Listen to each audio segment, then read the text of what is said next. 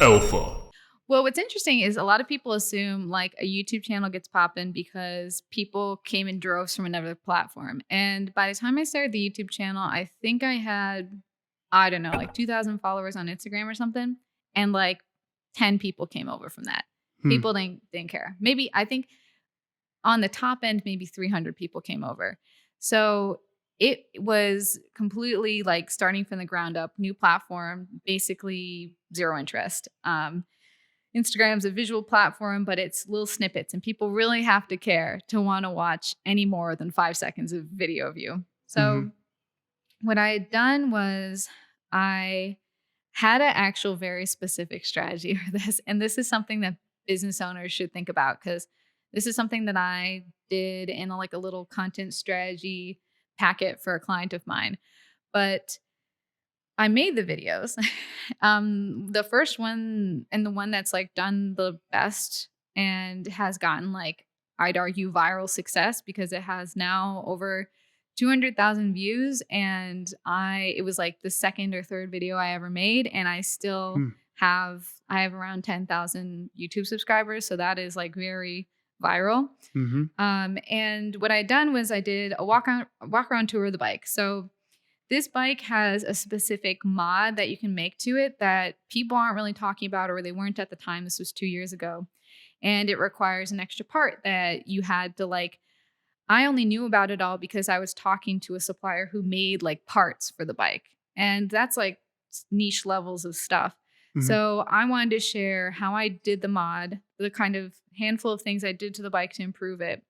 It was a little bit informational. It had a little bit of my personality in it. I was just like being myself.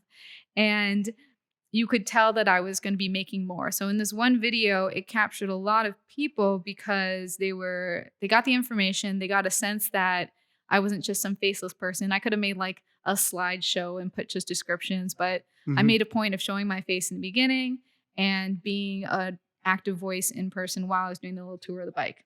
Mm-hmm. But what really um, gave it traction was distribution. You can keyword all day long in YouTube and you can push it on Instagram or whatever, but that's only going to do so much. And what really got the video traction was I went to Ducati Scrambler forums where people were chatting about customizing the bikes, and I posted my video. So you get traffic from an outside source and really long watch time because people are interested in that. It's not a bunch of bounces. YouTube sees that as like lower value hits. Mm-hmm. If you can't get someone to stay, why would they promote your video? So I was getting traffic that was like sustained, people watching 80% of the video. I'm just like riffing Wow. on the numbers. So that told YouTube this is a watchable video. People are interested in it. And then the kicker was I had great timing because I made the video in August and then Venom came out in October or I think maybe September. Mm-hmm. And everyone was looking up the Ducati Scrambler. And I'm over here with my custom Ducati Scrambler. And the thumbnail was great. You could see me in the thumbnail. They're like, oh, it's a chick in a bike. You just see the top of the bike. Don't know what else is different about it. Mm-hmm. And it was like nice and simple. And one thing that I always strive to do, a lot of people try to play this like clickbait game. But when you're kind of trying to like deliver value and not just do like spectacle stuff, if you're trying to be informative or basically deliver on your promises, just make things as matter of fact as things as matter of fact as possible. The title wasn't anything crazy. It was like a walk around tour of my custom Ducati Scrambler. Like Hmm. the description, like everything that happened in it was what you were expecting. And I think people find that refreshing because they're always being misled online. So especially if you want to kind of operate in a more professional way online, that's the way to do it. Well, you know what's Mm-hmm. interesting? I was watching this podcast the other day, and the guy's channel is mostly him like finding like scammers online or like basically he like there's like gurus and stuff. So Mm-hmm. he's like fact checking gurus basically. But he's not trying to all be doom and gloom all the time. He wants people to be like critically like absorbing media. But then he started a podcast where it's called Real Jobs. And it's like why you should be a plumber, why you should like the benefits of learning like a trade or like a skill, a hard skill, and then how people find success in that. Because he's trying to provide an alternative for the get rich quick scheme, like an actual fulfilling thing. So it's like doing a little bit of the maybe commentary, but then offering an alternative. And I think those don't get as many views, but it is really like powerful information. And for the core fan base, kind of have to do a little bit of one for me, one for you. Like he does this, sensational analysis of a buzzy buzzword person or whatever. And then he also, caters to the people who are there kind of like for him at that point. Yeah. Aren't you sick of that? I'm so sick of that. All these people online that you see. It's just like, everything's I want a critique and skill set. I want to self-reflexive. learn something. Yeah. I want to have value, I don't Yeah. want somebody to just hand me something, It's And like, it's like disingenuous, and it's just like why would you want that? Why would you want it's like because then what do you do? Like if you really did like execute on that, like, oh my gosh, I got rich quick. Like now what? Like your life is just meaningless. Or a lot of times they're like, you have to sacrifice.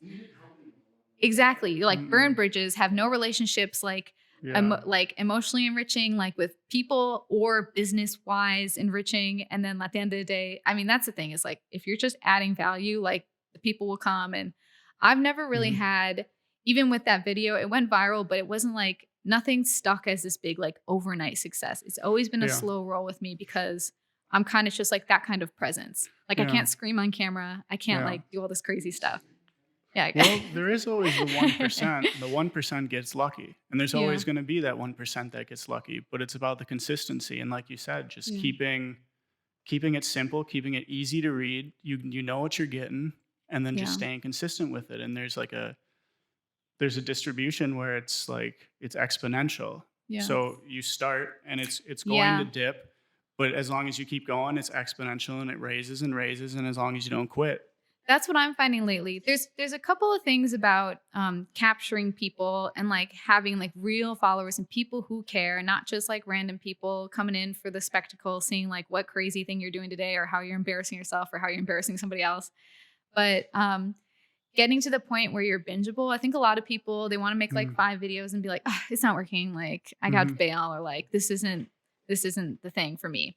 Or one thing really catches, like I haven't been able to replicate the success of the perfectly timed, Venom movie release and all this other stuff. And that didn't really give me like, it wasn't, I mean, I've never really been someone who viscerally reacts to like numbers on a screen like that. I'm just like, interesting. Like that has a lot of views now. I'm flooded with comments, but it wasn't people, the people who scream the loudest in the viral moments are the people who don't really stick around for later. They're not that, ultimately if you're running a business, you're trying to convert sales. So people are just swooping in and being like, oh, you're hot, and then disappearing.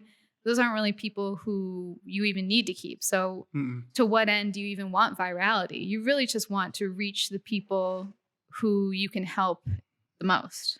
What's up, guys? It's Dan. Hope you liked that podcast. If you did, hit the like button. If you want to support us, hit subscribe. We want to hear from you. What industry are you looking to learn more about? We come out with a podcast every Thursday. See you next week.